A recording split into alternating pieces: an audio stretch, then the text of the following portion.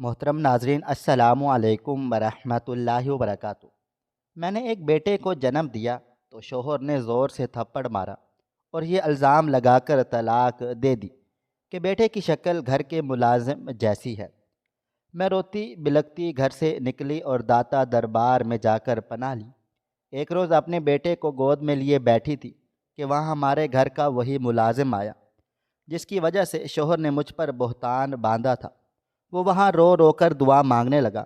اس سے پہلے کہ میں اس کے قریب جاتی، اس کے منہ سے نکلنے والے الفاظ سن کر رونگٹے کھڑے ہو گئے، کیونکہ وہی میرے بیٹے کا۔ ظاہر سے شادی کے بعد سب گھر والوں کا رویہ میرے ساتھ عجیب سا تھا۔ مجھے سمجھ نہیں آتی تھی کہ ایسا کیوں ہے۔ خاص طور پر گھر کے ملازم کا رویہ، وہ مجھے عجیب نظروں سے دیکھتا تھا، یوں جیسے مجھ سے کچھ کہنے کی خواہش میں ہو یا کوشش میں ہو، مگر اسے موقع نہیں مل رہا تھا۔ وہ اکثر ہی میرے آس پاس منڈلاتا رہتا تھا۔ جب کوئی پاس نہیں ہوتا تھا، میری ساس ایک بہت ہی زیادہ کرخت خاتون تھی۔ وہ مجھے شروع سے ہی پسند نہیں کرتی تھی، کیونکہ وہ اپنے بیٹے کی زہد کی شادی اپنی بھانجی سے کروانا چاہتی تھی، مگر زاہد نے مجھے پسند کر لیا تھا کیونکہ میں اس کے آفس میں ایک ورکر کے طور پر کام کرتی تھی۔ زاہد کو شاید میری شکل یا میرے کام نے اس قدر متاثر کر دیا کہ اس نے اپنی ماں کی مخالفت بھی لے لی، اور وہ ماں جس کی وہ ہر بات مانتا تھا، آنکھیں اور کان بند کر کے اس پر یقین کرتا تھا، مگر محبت کے معاملے میں اس نے اپنی مرضی کی تھی، اپنی ماں کی بھی نہیں سنی تھی۔ اور شاید زبیدہ بیگم کو اسی بات کا زیادہ دکھ تھا، اس لیے وہ اپنا دکھ مجھ پر نکالتی تھی، اور جب بھی زہد آفس میں ہوتا وہ مجھے طعنے دیتی اور کہتی کہ تم جیسی غریب لڑکی، گھر کی لڑکی زیادہ دیر تک ٹک نہیں پائے گی، اس گھر میں دیکھنا میں تمہارا پتہ تو ایسے صاف کروں گی کہ تم یاد رکھو گی میرے بیٹے کی آنکھوں پر ابھی تمہاری محبت کی پٹی ہے، مگر جلدی وہ پٹی اتر جائے گی۔ میں اپنی ساس کی باتوں پر پریشان ہو جاتی تھی، مگر خاموش رہتی تھی۔ اپنے شوہر کو کبھی شکایت نہیں لگائی، کیونکہ وہ پہلے ہی اپنے کام میں بہت زیادہ مصروف رہتا تھا۔ میں نہیں چاہتی تھی کہ وہ اپنے شوہر کے دل میں اپنے لیے کوئی بھی بدگمانی پیدا کرو۔ وقت یوں ہی گزر رہا تھا۔ زہد زیادہ تر اپنے آفس میں مصروف رہتا تھا۔ جب بھی وہ واپس آتا تو میں اس کے لیے کھانا بناتی، اس کے لیے چائے بناتی، کسی کام میں کوئی بھی کمی بیشی نہیں کرتی۔ میں چاہتی تھی کہ میں زہد کو کسی بھی طرح کی شکایت کا کوئی موقع نہ دوں۔ جب بھی میری ساس میرے خلاف اس کے کان بھرتی تو وہ ماں کے سامنے اکثر خاموش رہتا تھا، میری طرف دیکھ کر ہلکا سا مسکرا دیتا، اور اس کی مسکراہٹ میرے پورے دن کی تھکن اتار دیتی تھی۔ میں چاہتی تھی کہ زاہد کے دل میں کبھی بھی میرے بارے میں بدگمانی پیدا نہ ہو، مگر ساس ہر وقت میں نہ جانے اس کے کان میں کیا خسر پھسر کرتی رہتی تھی، جسے وہ خاموشی سے سنتا رہتا تھا۔ مجھے لگا کہ شاید آہستہ آہستہ میری ساس کا رویہ میرے ساتھ اچھا ہو جائے گا، اور وہ اس بات کو قبول کر لے گی کہ اس کے بیٹے کی پسند بھی اتنی بری نہیں ہے۔ مگر شاید یہ میری خام خیالی تھی، کیونکہ میری ناک کے نیچے وہ ایک ایسا کھیل رچانے جا رہی تھی جس کا اندازہ مجھے تب ہی ہونا تھا جب پانی سر سے اوپر گزر جانا تھا۔ یوں تو اس گھر میں پیسے کی ریل پیل تھی، کسی چیز کی کوئی کمی نہیں تھی۔ زہد کا بزنس بھی بہت اچھا چل رہا تھا، مگر عجیب بات تو یہ تھی کہ اس گھر میں صرف ایک ہی نوکر تھا، کامران، جو کہ بہت ہی زیادہ خاموش طبیعت کا اور پر اسرار طبیعت کا مالک تھا۔ وہ کبھی بھی شکوہ نہیں کرتا تھا، سارا دن گدھوں کی طرح کام کرتا، ڈرائیوری بھی وہی کرتا تھا۔ کچن کا کام تو شادی کے بعد میں نے ہی سنبھال لیا تھا، اور میں نے کوئی شکوہ بھی نہیں کیا تھا کہ مجھے اتنا سارا کام کیوں کرنا پڑ رہا ہے، کیونکہ میں ایک مڈل کلاس گھرانے سے تعلق رکھتی تھی۔ کام کرنا میری فطرت تھی، میری عادت تھی، مجھے کام سے کوئی مسئلہ نہیں تھا، مگر اصل مسئلہ تو مجھے گھر کے ماحول سے تھا، میری ساس کے رویے سے تھا، اور نوکر کی عجیب و غریب نظروں سے۔ ایسا نہیں تھا کہ اس کی نظروں میں کوئی ہوس تھی یا کوئی مطلب چھپا ہوا تھا، بلکہ اس کی نظروں میں کوئی خفیہ پیغام چھپا ہوتا۔ اسے میں پڑھ نہیں سکتی تھی۔ میں نے بہت دفعہ کوشش کی کہ اس کے ساتھ بات کرنے کی، مگر وہ میری بات سنتے ہی ادھر ادھر ہو جاتا تھا۔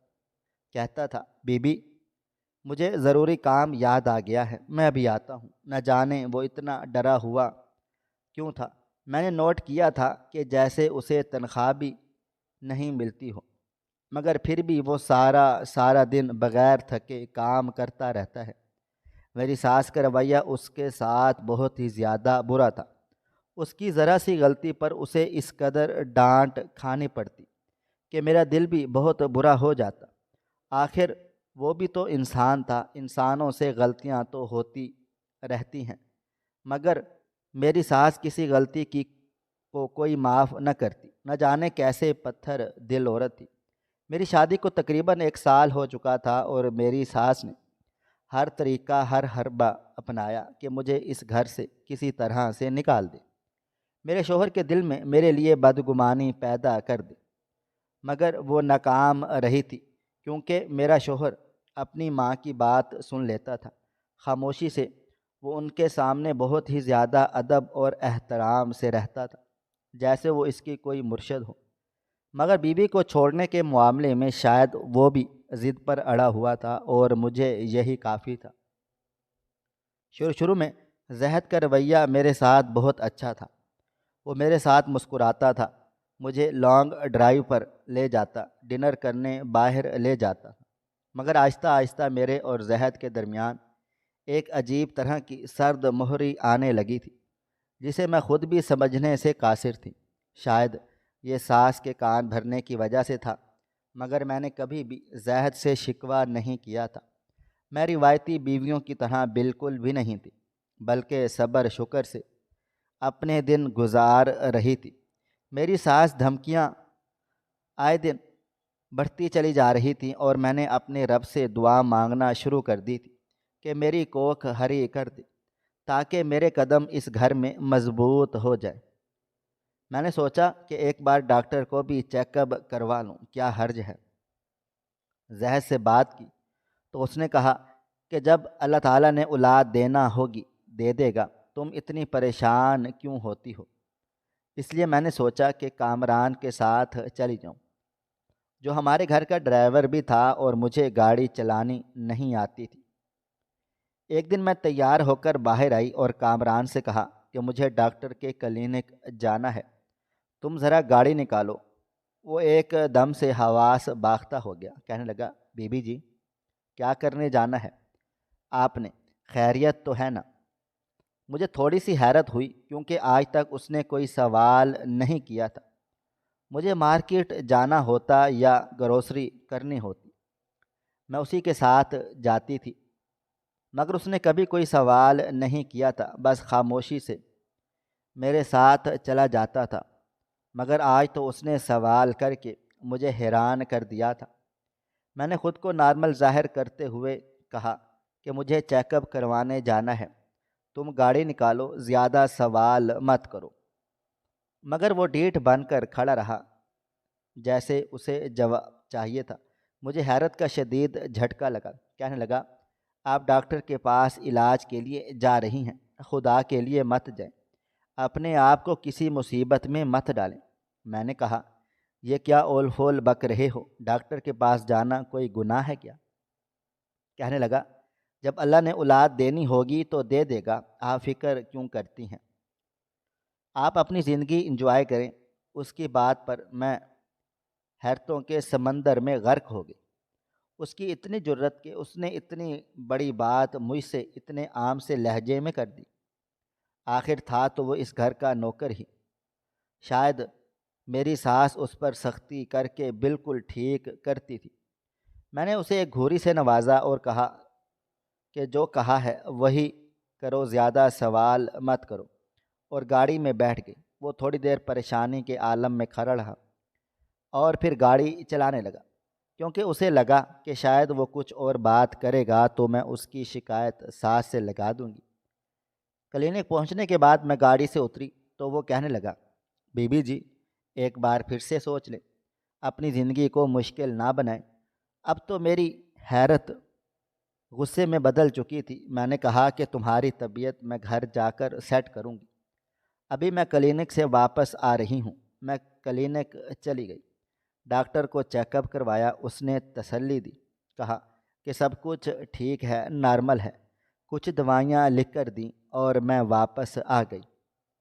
کامران نے مجھ سے اس بارے میں کوئی سوال نہیں کیا، شاید وہ ڈر گیا تھا کہ میں واقعی اس کی شکایت ساس سے لگا دوں گی، اور میں نے بھی اس بات کو زیادہ توجہ نہیں دی اور نظر انداز کر دیا، کیونکہ میری فطرت میں ذرا سی بات کی کھوج لگانا شامل نہیں تھا۔ گھر آنے کے بعد میں نے دوائیاں لینی شروع کر دی، کیونکہ مجھے جلد از جلد ایک بچہ چاہیے تھا، تاکہ میرے قدم اس گھر میں مضبوط ہو جائیں اور میری حیثیت اس گھر میں واضح ہو جائے۔ کامران کا رویہ پہلے سے زیادہ مشکوک سا ہو گیا تھا۔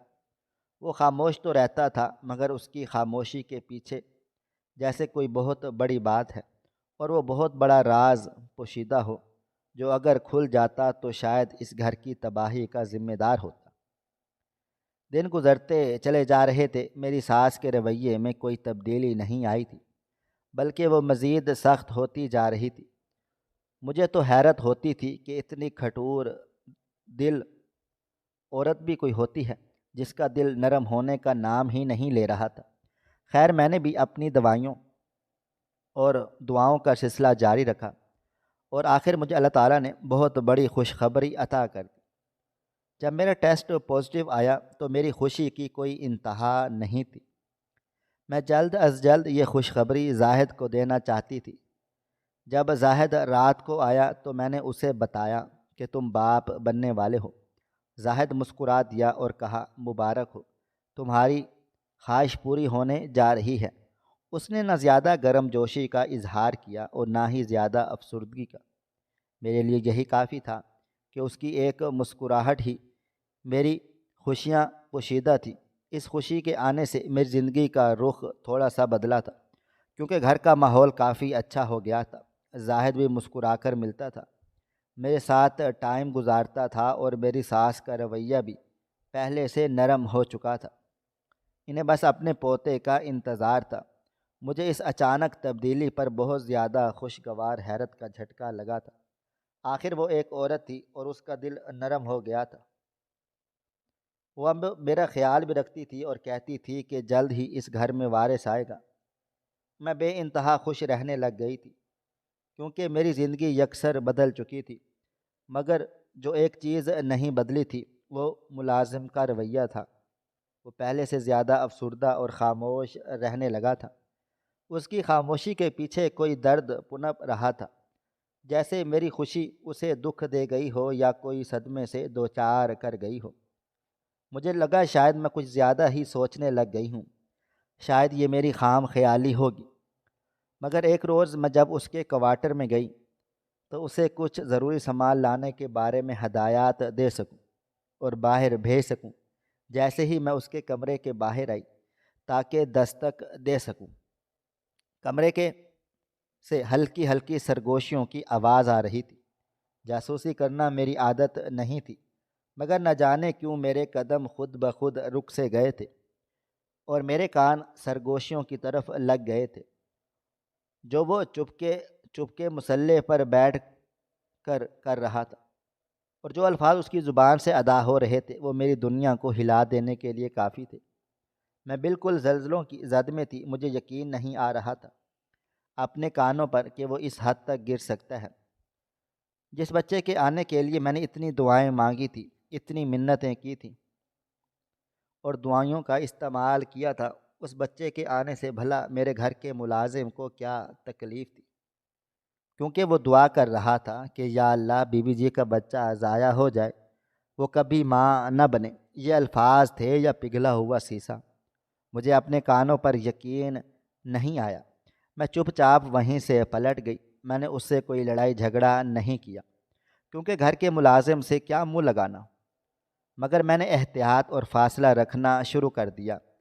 اب مجھے اگر کہیں جانا ہوتا تو میں رکشہ یا ٹیکسی کروا لیتی، اسے کبھی نہ کہتی کہ مجھے چھوڑ دے، مگر اب مجھے اس سے خوف آنے لگا تھا کہ کہیں وہ میرے بچے کو کوئی نقصان ہی نہ پہنچا دے۔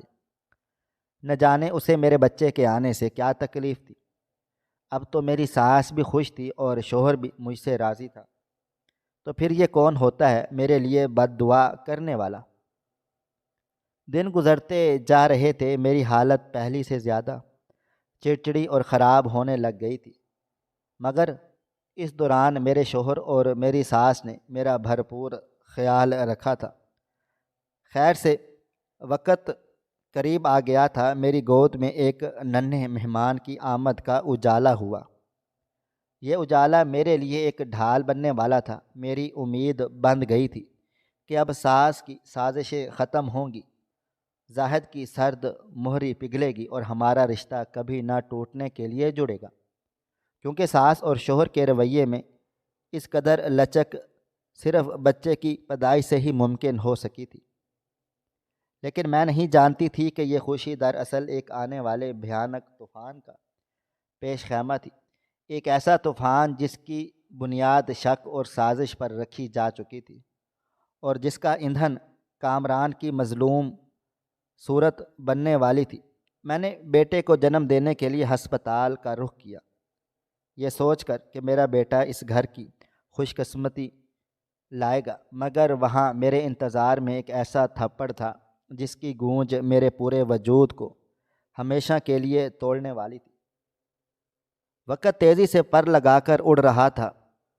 میں نے جلد از جلد اپنا حمل چھپانے کی بھرپور کوشش کی تھی تاکہ کامران کو میرے ہاں بچے کی پیدائش کی تاریخ کا درست اندازہ نہ ہو سکے۔ مجھے اس کی بد دعا اور اس کی خاموش نفرت سے خوف آنے لگا تھا۔ میرے جسم میں ایک معصوم وجود تھا اور مجھے ڈر تھا کہ وہ کہیں اسے نقصان نہ پہنچا دے۔ اب میں اسے چھٹکارا پانے کا کوئی موقع نہیں دینا چاہتی تھی۔ جب بھی میں اسے دیکھتی وہ پہلے سے زیادہ افسردہ اور خاموش نظر آتا۔ اس کی خاموشی کی گہرائی میں کوئی درد پنپ رہا تھا جو میری خوشی کو دیکھ کر مزید بڑھ جاتا تھا۔ میری ساس زبیدہ بیگم کا رویہ بھی عجیب سا تھا، وہ بہت زیادہ خیال رکھ رہی تھی، مگر ان کی مسکراہٹ میں ایک فتح مندی کا تاثر چھپا ہوتا، جیسے وہ کوئی کھیل جیت چکی ہوں۔ مجھے ان کی یہ نرم دلی کسی سازش کا پیش خیمہ لگتی، لیکن میں خاموش رہتی۔ میں نے سوچا بیٹا پیدا ہو جائے گا تو زہد کے دل میں میری جگہ مضبوط ہو جائے گی اور ساس کی ہر سازش ناکام ہو جائے گی۔ خیر وہ لمحہ آن پہنچا، درد شروع ہوا تو زہد اپنے کام پر تھا۔ میں نے ساس کو اطلاع دی اور انہوں نے فوراً گھر کے ڈرائیور کامران کو گاڑی نکالنے کا حکم دیا۔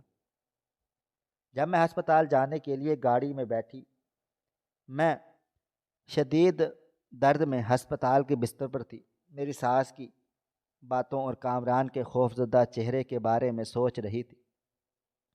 آخرکار میرا بیٹا اس دنیا میں چلا آیا۔ میرے بیٹے کی پہلی چیخ سن کر میرا سارا درد ختم ہو گیا۔ میں نے اسے دیکھا، میرا دل و جان اس پر قربان ہو گیا۔ شام کو زاہد واپس آیا، مجھے بڑی خوشی تھی کہ اب ساس کا سارا جادو ٹوٹ جائے گا اور زاہد کی ساری محبت پھر سے میری ہو جائے گی۔ زاہد اندر آیا اور میں نے اس کے سامنے اپنے بیٹے کو پیش کیا۔ زاہد یہ دیکھے ہمارا بیٹا، میرے رب کا سب سے بڑا انعام۔ میری آواز خوشی سے کانپ رہی تھی۔ زاہد نے بچے کو گود میں لے لیا اور میں نے اپنے دل کی دھڑکن کو تیز ہوتے ہوئے محسوس کیا، مگر میری خوشی صرف چند سیکنڈ کی مہمان ثابت ہوئی۔ اس نے بچے کو غور سے دیکھا تو میں اپنی آنکھیں اس کے چہرے پر گاڑ کر بیٹھی تھی تاکہ اس کے تاثرات دیکھ سکوں۔ ظاہر ہے باپ بننے کی خوشی ہر شوہر کو ہوتی ہے اور میں وہی خوشی زاہد کے چہرے پر دیکھنا چاہتی تھی، خاص طور پر جب بیٹا پیدا ہوتا ہے تو باپ کو فخر ہوتا ہے، اس کی آنکھوں میں مان ہوتا ہے اور وہ اپنی بیوی کی عزت مزید بڑھ جاتی ہے، مگر اس کی آنکھوں میں پہلے ہلکی سی حیرت اور پھر انتہائی نفرت بھر گئی اور اس کا رنگ اڑ گیا اور اس کا چہرہ غصے سے سرخ ہو گیا۔ یہ کیا ہے عائشہ؟ اس کی آواز میں طوفان تھا۔ کیا ہوا زاہد؟ اس نے بچے کو نفرت سے دیکھا اور مجھ سے کہا، یہ تمہارا اور میرا بیٹا ہو ہی نہیں سکتا، کیا تم نے اسے دیکھا نہیں؟ میں زاہد کی اس قدر بے تکی بات پر بھنجکا رہ گئی۔ میں نے کہا، یہ کیا کہہ رہے ہو؟ کیا کوئی مذاق چل رہا ہے؟ یہ تمہارا بیٹا ہے، میں نے ہلکے پھلکے انداز میں کہا، مگر اس کی آنکھیں شعلہ برسا رہی تھی۔ وہ کبھی مجھے دیکھتا، کبھی بیٹے کی شکل دیکھتا۔ مجھے کچھ عجیب ہونے کا احساس شدت سے ہوا، جیسے کچھ بہت برا ہونے والا ہے، اور پھر اس کی زبان سے ادا ہونے والے الفاظوں نے مجھے منجمد کر دیا۔ اس کی شکل ہمارے کالے ملازم کامران سے کس قدر ملتی جلتی ہے۔ وہی ناک، وہی رنگت۔ میری ماں نے کہا تھا کہ تم نے میرے ساتھ ضرور غداری کی ہے۔ جیسے ہی اس نے یہ الفاظ کہے، مجھے یقین ہو گیا کہ یہ ساز کی سازش تھی۔ انہوں نے زہد کے ذہن میں شک کا یہ بیج پہلے ہی بو دیا، اور آج بچے کی شکل کو اس سازش کا ہتھیار بنا کر استعمال کیا گیا۔ زاہد، آپ کیا بکواس کر رہے ہیں؟ خدا کا خوف کرو، یہ بہتان ہے۔ میں آپ کی بیوی ہوں، میں آپ کے گھر کے لیے اتنا کچھ سہا ہے۔ میرا بیٹا ہے یہ۔ میرے آنسو بہنے لگے، لیکن وہ میری کوئی بات سننے کو تیار ہی نہیں تھا۔ اس کے دل و دماغ پر شک کا پردہ پوری طرح سے پڑ چکا تھا۔ اس نے قہر آلود نظروں سے مجھے دیکھا اور میرے گال پر ایک زوردار تھپڑ رسید کر دیا۔ میرے پورے وجود میں صدمے کی لہر دوڑ گئی۔ تم نے میری عزت خاک میں ملا دی۔ تم جیسی عورت اس گھر میں رہنے کے قابل نہیں۔ میری ماں تمہارے بارے میں بالکل ٹھیک کہتی تھی۔ شاید میں ہی اندھا اور بہرا تھا جسے کچھ نظر نہ آیا، مگر اب مزید نہیں سہ سکتا۔ میں تمہیں طلاق دیتا ہوں، میں تمہیں طلاق دیتا ہوں، میں تمہیں طلاق دیتا ہوں۔ اس نے مجھے دھکا دیا، بچہ میرے ہاتھ میں تھمایا اور کہا، نکلو یہاں سے، تم اور یہ ناجائز۔ دوبارہ مجھے شکل مت دکھانا۔ میں اس کی جان پر بالکل بات پر سکتے میں آ گئی، جیسے جسم سے جان نچڑ گئی ہو۔ اس نے ایک ہی جھٹکے سے مجھ سے اپنے سارے تعلقات ختم کر لیے۔ مجھے کسی صفائی، کسی وضاحت کا موقع نہ دیا۔ آج تو میری خوشی کا بڑا دن تھا، جو کہ ایک دردناک حقیقت میں بدل چکا تھا۔ وہ وہاں سے نکل گیا۔ میں اپنے بیٹے کو سینے سے لگائے اس ہسپتال کے کمرے سے نکلی۔ میرے جسم کا ہر حصہ درد سے چلا رہا تھا، مگر میرے دل میں صرف کامران کی وہ دعا گونج رہی تھی، یا اللہ، بی بی جی کا بچہ ضائع ہو جائے۔ مجھے لگا اس دعا کے پیچھے کوئی ہولناک راز ہے، کوئی ایسی حقیقت جسے صرف ساس اور شاید کامران جانتے تھے۔ زاہد کی گونجتی ہوئی طلاق اور میرے گال پر لگے ہوئے ظلم کے نشان نے میرے وجود کو توڑ کے رکھ دیا۔ میں بھی صدمے سے پھر نکل نہ پائی تھی کہ میرے کانوں میں میری ساس کی جلی کٹی باتیں پڑی۔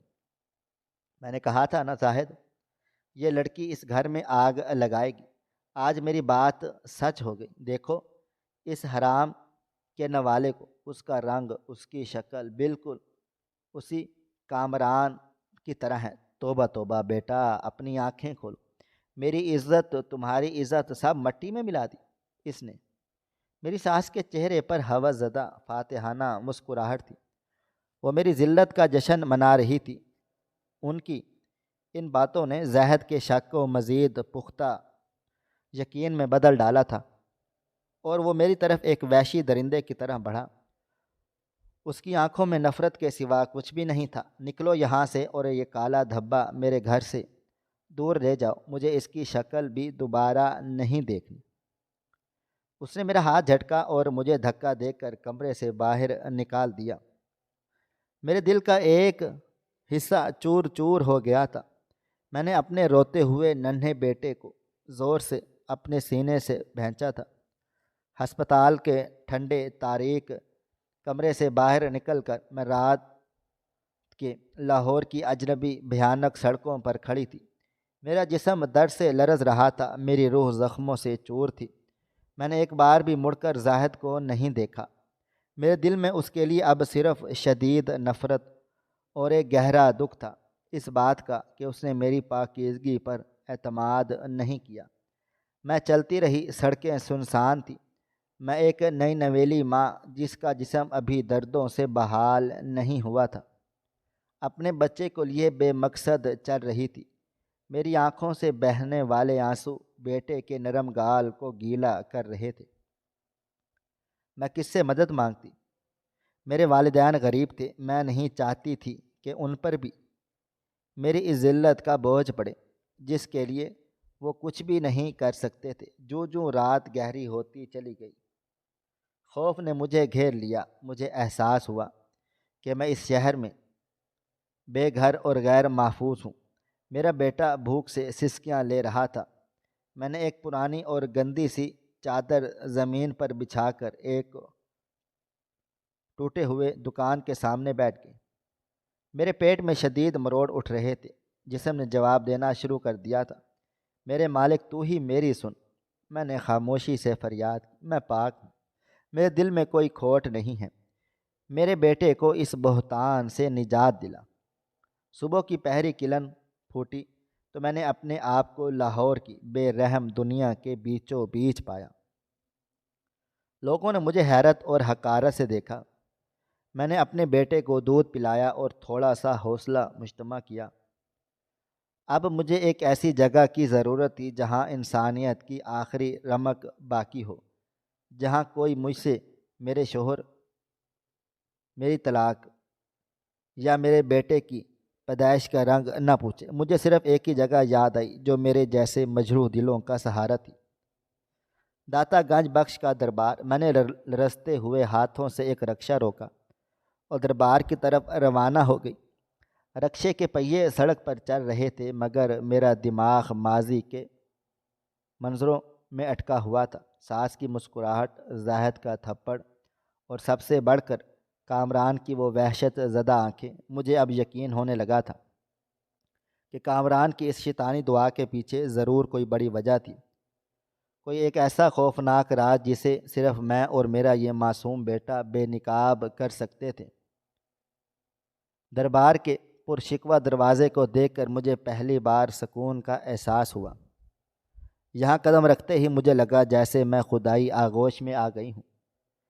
میں نے دربار کے صحن میں ایک پرسکون کونے میں اپنے بیٹے کو گود میں لیا اور پناہ گزینوں کے ہجوم میں شامل ہو گئی۔ اب میرا بیٹا میری سب سے بڑی طاقت تھا۔ میں نے اپنے بیٹے کو چوما اور دل میں عہد کیا کہ میں ہار نہیں مانوں گی۔ داتا دربار کے احاطے میں سارا دن بچے کو لے کر پڑی رہتی، ہر دن ایک عذاب ہوتا۔ میں ان بے شمار ٹوٹے دلوں کے بیچ بیٹھی تھی جنہیں دنیا نے ٹھکرا دیا تھا۔ میرا جسم بھوک اور تھکن سے بے جان ہو چکا تھا مگر میرے بیٹے، میرے عمران کا چہرہ دیکھ کر میرے اندر کی جذباتی آگ نہیں بجھتی تھی۔ میں نے لوگوں کے لنگر پر گزارا کیا، دربار کے کونے میں بچھے قلین پر اپنے بیٹے کو سلا کر خود پرانے دوپٹے سے پردہ کر لیا۔ میری آنکھیں ہر آنے جانے والے چہرے پر ٹکتی تھی، ہر ہجوم میں زہد کی بے رحمی اور ساز کی سازش کا عکس تلاش کرتی تھی، مگر جس کا وجود مجھے سب سے زیادہ تھا خوف، وہ تھا کامران۔ میرے دل میں ایک مخفی خواہش بھی تھی کہ میں اس کے پاس جاؤں اور اس کی آنکھوں میں دیکھ کر پوچھ سکوں کہ اس نے مجھ پر یہ بہتان کیوں لگایا، اس کی دعا کا کیا مطلب تھا۔ ایک سرد شام میں اپنے بیٹے کو دودھ پلا رہی تھی کہ میری نظر دربار کے بڑے دروازے سے داخل ہونے والے ایک لرزتے ہوئے وجود پر پڑی۔ میرا دل ایک آہنی جھٹکے کے ساتھ دھڑکا تھا، میرے ہاتھ کانپنے لگے۔ یہ کامران تھا، اس کے کپڑے میلے کچیلے تھے، اس کا چہرہ مٹی سے اٹا ہوا تھا اور اس کی آنکھوں میں گھر والی مظلومیت سے زیادہ ایک دہشت ناک ویرانی تھی۔ وہ لوگوں کی بھیڑ سے کٹ کر ایک درخت کے نیچے جہاں اندھیرا تھا جا بیٹھا۔ مجھے لگا کہ وہ میرا پیچھا کرتا ہوا آیا ہے، شاید ساس نے اسے میری بربادی کی تصدیق کے لیے بھیجا ہو۔ میں نے اپنے بیٹے کو فوراً سینے سے چھپایا مگر میرے قدم مجھے اس کی طرف کھینچنے لگے۔ مجھے اپنے اندر ایک انتہائی جذباتی کشش محسوس ہوئی کہ اس وقت میرے درد اور اس کی خاموشی کے درمیان چھپے راز کا پردہ ہٹایا جائے۔ میں اس کے قریب جا پہنچی مگر میں نے اس کے منہ سے کھلنے والے الفاظ سن کر ہکا بکا رہ گئی۔ وہ صرف رو نہیں رہا تھا، وہ سسکیاں لے رہا تھا، اور اس کے ہونٹوں سے وہی الفاظ نکل رہے تھے جو میں نے اس کے کوارٹر میں چھپ کر سنے تھے، مگر آج میں ان میں درد کی شدت بہت زیادہ تھی۔ اے میرے مالک، یا اللہ، تو جانتا ہے یہ بچہ ضائع ہو جانا چاہیے تھا۔ یا اللہ، میں تجھے گواہ بنا کر کہتا ہوں، بی بی جی کو اس عذاب سے بچا لے، اس کا بچہ میرے بھائی کا۔ یا اللہ، اس حقیقت کو ہمیشہ کے لیے دفن کر دے۔ میں یہ نہیں دیکھ سکتا اس پر یہ بہتان لگا رہے ہیں، مگر حقیقت تو کچھ اور ہے۔ بی بی جی، کاش میں وقت پر اسے سب کچھ بتا سکتا، کاش وہ اس طرح ذلیل نہ ہوتی۔ یا اللہ، مجھے معاف کر دے، مجھ سے یہ گناہ ہو گیا ہے، میں یہ بھاری بوجھ نہیں اٹھا سکتا۔ اس کے الفاظ، خاص طور پر اس کا بچہ میرے بھائی کا، نے میرے دل و دماغ کو سن کر کے رکھ دیا۔ میرا خون جم گیا، میرے رونگٹے کھڑے ہو گئے۔ یہ کیا کہہ رہا ہے؟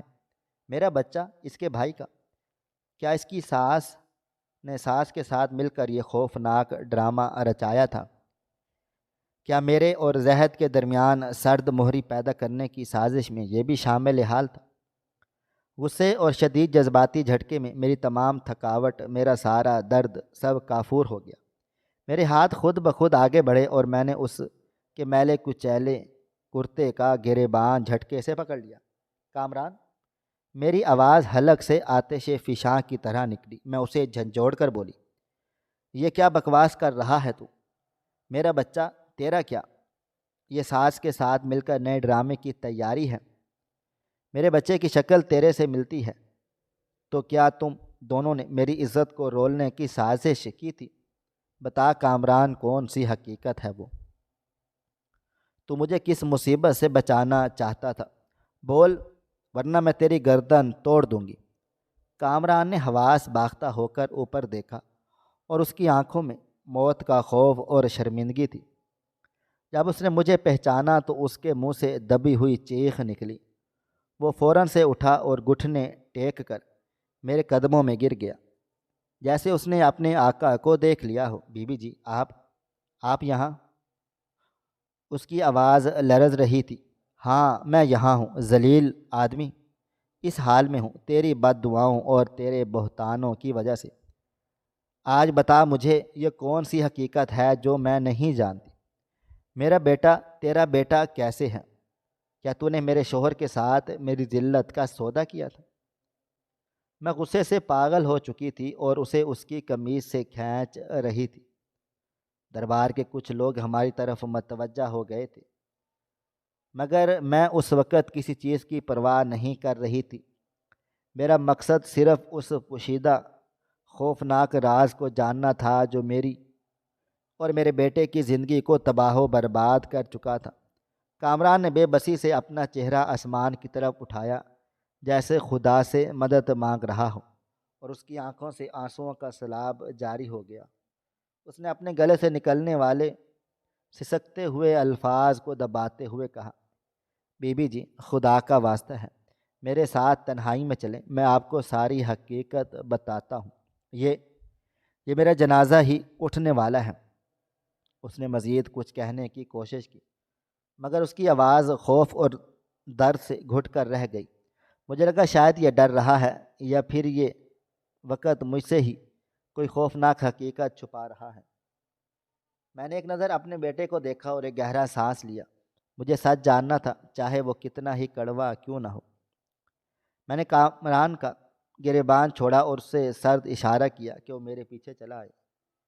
میں نے اپنے بیٹے کو سینے سے لگایا اور کامران کو دربار کے ویران گوشے کی طرف لے آئی۔ وہ لرزتا ہوا میرے قدموں میں گر گیا۔ میرا غصہ شدید تھا، مگر اس کی آنکھوں کی انتہا درجے کی بے بسی نے مجھے ایک بار پھر ٹھہرنے پر مجبور کر دیا۔ کامران، اب بول، سچ بول، میرا بچہ، تیرا کیا رشتہ ہے اس سے؟ تو نے کیوں دعا مانگی کہ وہ اس دنیا میں نہ آئے؟ میں نے اپنی آواز کو سختی سے قابو میں رکھتے ہوئے سوال کیا۔ کامران نے اپنے چہرے پر بہتے ہوئے آنسوؤں کو مٹی سے صاف کیا۔ اس کا سر اب بھی شرم اور خوف سے جھکا ہوا تھا۔ اس نے حلق سے گھونٹ اتارتے ہوئے بات شروع کی۔ بی بی جی، خدا کی قسم میں نے آپ پر کبھی بری نظر نہیں ڈالی۔ میں سچ کہتا ہوں آپ کا بچہ زاہد صاحب کا ہی ہے، مگر میری اور آپ کی یہ ذلت اس لیے ہوئی ہے کیونکہ زاہد صاحب اور میں ستیلے بھائی ہیں۔ اس ایک جملے نے مجھے ہلا کر رکھ دیا۔ میں نے حیرت سے اسے دیکھا۔ یہ کیا کہہ رہا ہے تو؟ سچ بی بی جی، میرے والد جو زاہد صاحب کے والد تھے، انہوں نے میری سگی ماں کے انتقال کے بعد زاہد کی ماں بیگم زبیدہ سے شادی کی تھی۔ والد کے مرنے کے بعد زبیدہ بیگم نے میرا ہر حق چھین لیا اور مجھے اسی گھر میں ملازم بنا کر رکھ لیا۔ زاہد کو آج تک نہیں معلوم کہ میں اس کا بھائی ہوں۔ میرے دل میں موجود ساس کی نفرت کی گرہ اب کھل چکی تھی۔ ان کا سخت رویہ، ان کی طعنہ زنی، یہ سب اسی خوفناک راز کو چھپانے کے لیے تھا کہ کہیں ان کے بیٹے زاہد کو معلوم نہ ہو جائے اس کا ایک بھائی اسی گھر میں ذلیل ہو رہا ہے۔ پھر تو چپ کیوں رہا؟ سچ کیوں نہیں بتایا؟ میرا لہجہ اب غصے کی بجائے افسوس سے بھرا تھا۔ بی بی جی، زبیدہ بیگم نے مجھے جان سے مارنے کی دھمکی دے دی تھی۔ اگر میں نے یہ زاہد کو بات بتائی تو وہ میرے خلاف جھوٹے مقدمات بنا دے گی۔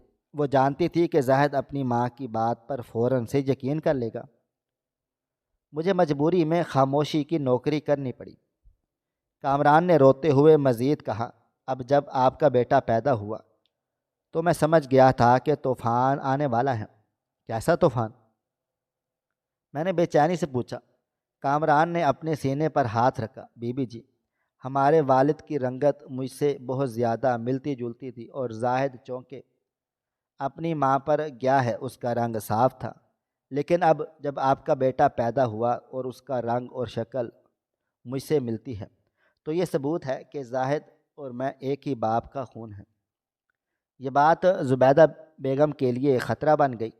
وہ نہیں چاہتی تھی کہ میرے اور بچے کے چہرے کی یکسانیت زاہد کو یہ بات سوچنے پر بھی مجبور کرے کہ میرا اس سے کوئی رشتہ ہے۔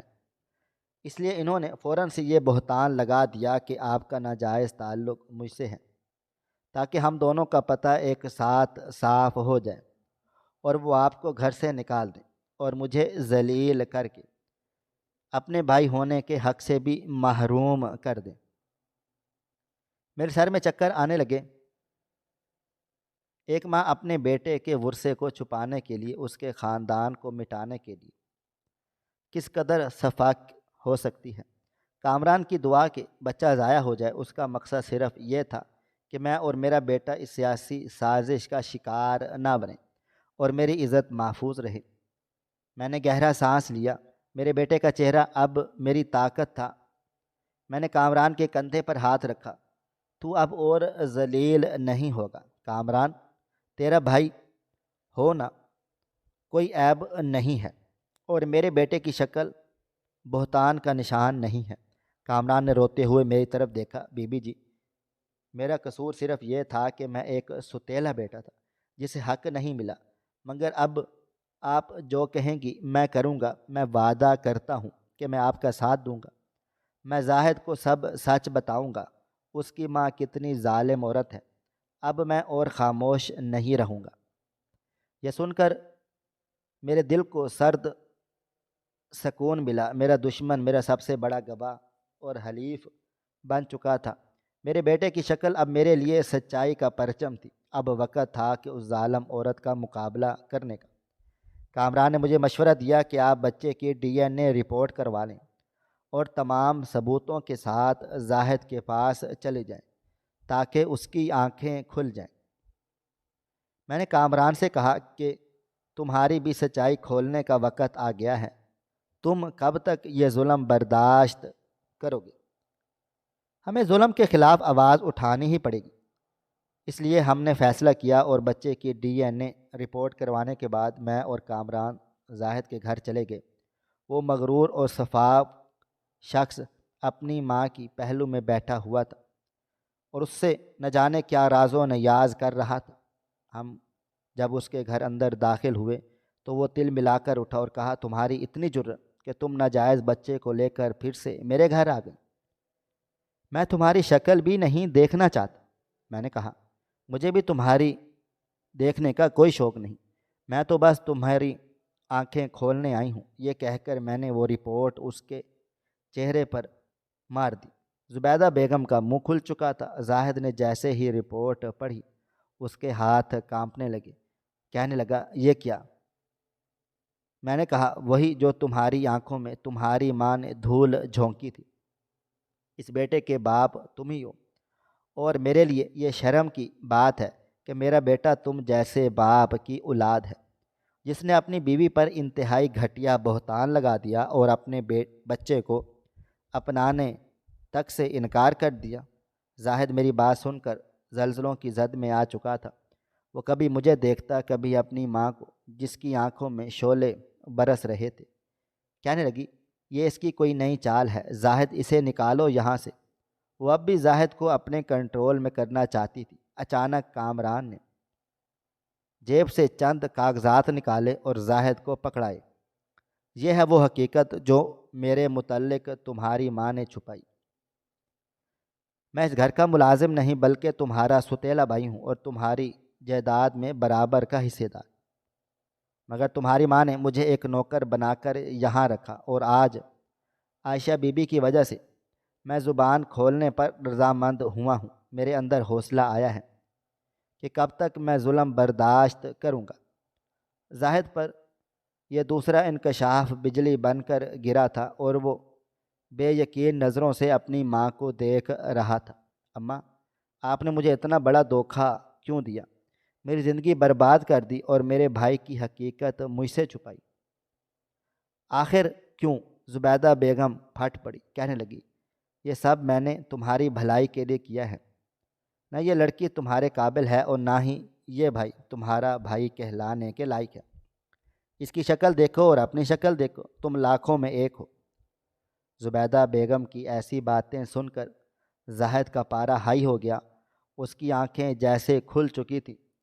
اپنی ماں پر اندھا اعتبار کر کے اس نے اپنا گھر تباہ کر دیا تھا اور اپنے بچے کو بھی ناجائز کہہ کر بیوی کو گھر سے نکال دیا تھا۔ وہ سر پکڑ کر بیٹھ گیا۔ زبیدہ بیگم نے اسے بدنام کرنے کی کوشش کی، مگر اس نے ان کا ہاتھ جھٹک دیا کہ آپ انتہائی ایک ظالم عورت ہیں۔ آپ نے مجھے بھی نہیں بخشا، میرا سکون برباد کر دیا۔ میں زاہد کا چہرہ دیکھ کر اس پر افسوس کرنے لگی۔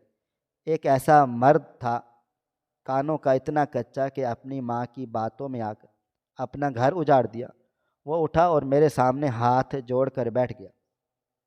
کہنے لگا پلیز عائشہ، مجھے معاف کر دو، بس ایک موقع دے دو، میں سب کچھ ٹھیک کر دوں گا اور پھر اپنے بھائی کو بھی اپناؤں گا۔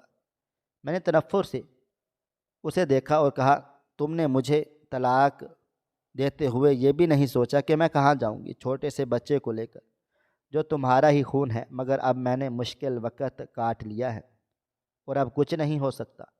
میں بس تمہاری آنکھیں کھولنے کے لیے آئی ہوں اور اب میں ہمیشہ کے لیے تمہاری زندگی سے جا رہی ہوں، کبھی میرا پیچھا مت کرنا۔ میں یہ کہہ کر اپنے بچے کو اٹھا کر باہر کی طرف چلنے لگی۔ کامران بھی میرے پیچھے آیا۔ کہنے لگا آپ کو کہیں بھی جانے کی ضرورت نہیں ہے، میں آپ کے بچے کو نام دوں گا اور آپ کو سہارا۔ کیا آپ کو منظور ہے؟ کیونکہ میں کامران کا بھائی ضرور ہوں مگر اس کے جیسا نہیں ہوں۔ اس کی بات سن کر میں حیرت زدہ ہو گئی۔ وہ ایک بیوہ عورت کو دل سے اپنانے کو تیار تھا، اس کے بچے کو اپنا نام تک دینے کو تیار تھا۔ جب زاہد نے یہ بات سنی تو خون کے آنسو رونے لگا۔ میں نے کامران کے ساتھ وہاں سے نکل آئی تھی۔ کامران نے مجھے سوچنے کا ٹائم دیا تھا۔ وہ مجھے اپنے ایک دوست کی طرف لے گیا اور کہا کہ جب تک میں اپنی آدھی جائیداد ان سے نہیں لیتا تب تک آپ یہیں رہو، آپ یہاں محفوظ ہو۔ کچھ دنوں کے بعد میرا کامران کے ساتھ نکاح ہو گیا اور مجھے ایک بہت ہی خوبصورت سے فلیٹ میں لے گیا۔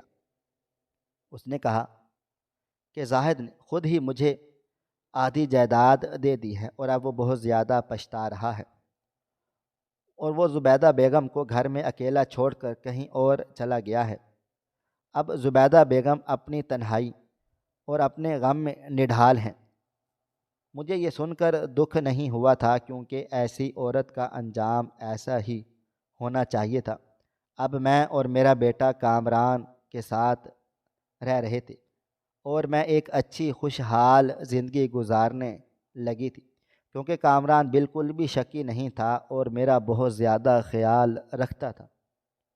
ناظرین، آپ کو ہماری آج کی کہانی کیسی لگی؟ کومنٹ باکس میں اپنی رائے کا اظہار ضرور کریں۔ خواہش صرف اتنی ہے کہ کچھ الفاظ لکھوں جس سے کوئی گمراہی کے راستے پہ جاتے جاتے رک جائے، اور نہ بھی رکے تو سوچ میں ضرور پڑ جائے۔ پیارے دوستو، امید کرتا ہوں کہ آپ کو یہ ہماری کہانی پسند آئی ہوگی۔ کہانی پسند آئی ہو تو ویڈیو کو لائک کریں، کومنٹس کریں، شیئر کرنا بالکل بھی نہ بھولیں۔ اور ہاں، اگر آپ لوگ اس چینل پر نئے ہیں تو ہمارے چینل حریرہ انفو کو سبسکرائب ضرور کریں اور نوٹیفیکیشن کو ضرور دبائیں، تاکہ آنے والی کہانی سب سے پہلے آپ کو مل سکے۔ ملتے ہیں کل ایک نئی اور دلچسپ کہانی کے ساتھ، تب تک اپنا ڈھیر سارا خیال رکھیے گا۔ اللہ حافظ۔